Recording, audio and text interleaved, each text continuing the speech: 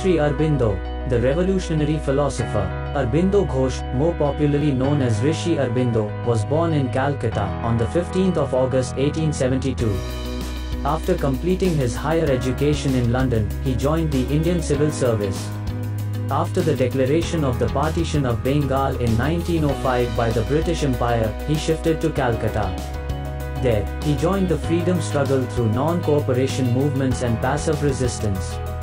He inspired radical politicians such as Surendranath Tagore, Jatindranath Banerjee, and Jatindranath Mukherjee to form Anushilan Samiti, the first Indian revolutionary movement, to protest against British atrocities. He travelled across India advocating the boycott of British products, nationalising the education system, and forming voluntary committees for the cause of complete Swaraj.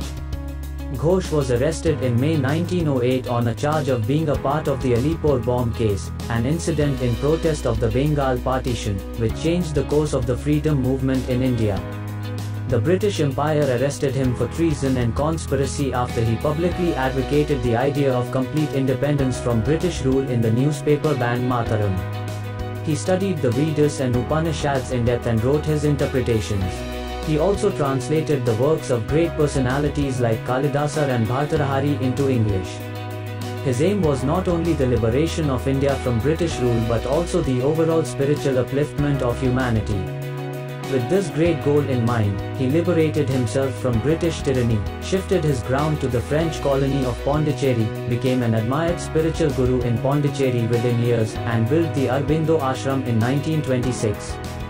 He pursued the great goal of human transformation through spirituality and yoga. The Life Divine, The Synthesis of Yoga, Essays on the Gita, The Secret of the Veda, Hymns to the Mystic Fire, the Upanishads, The Renaissance in India, War, and Self-Determination are some of his famous works. A staunch patriot, poet, philosopher, and spiritual reformer who changed the course of India, died at the age of 78 on the 24th of November 1950.